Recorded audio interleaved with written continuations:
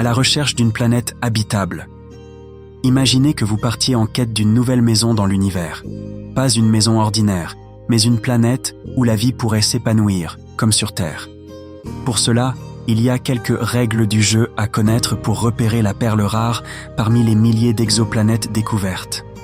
Voici les points essentiels. La taille et type de la planète comptent. Les planètes rocheuses, comme la Terre, sont plus favorables à la vie que les géantes gazeuses, comme Jupiter, ou les planètes entièrement recouvertes d'eau.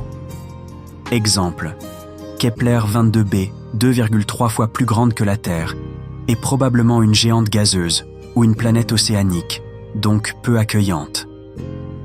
Autre exemple, K2 18b, qui a une masse 8 fois supérieure à celle de la Terre, est aussi dans cette catégorie.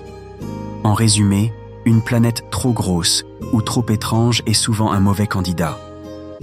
Une température ni trop froide ni trop chaude.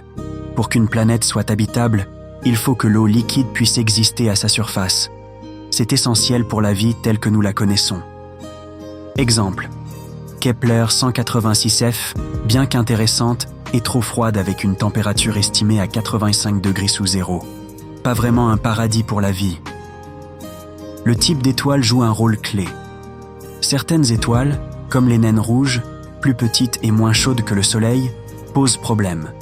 Elles émettent souvent des éruptions violentes qui peuvent détruire l'atmosphère d'une planète proche. Exemple, Proxima b, autour de Proxima Centauri, une naine rouge, est probablement inhabitable à cause de ce phénomène.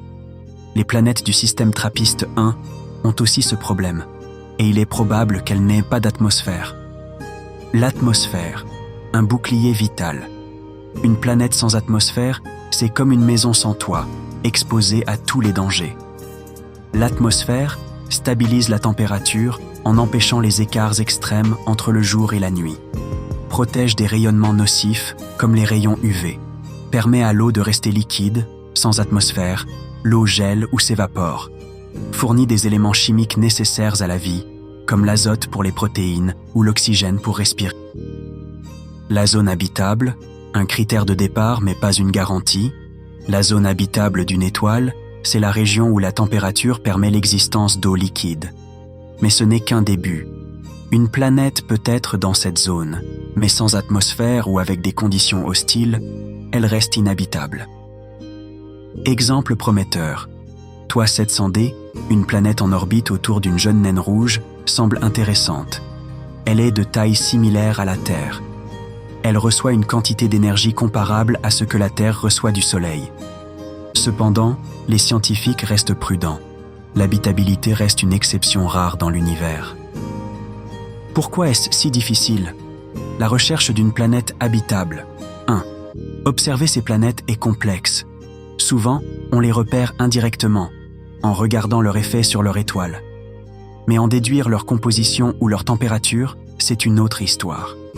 2. Les instruments actuels ont des limites.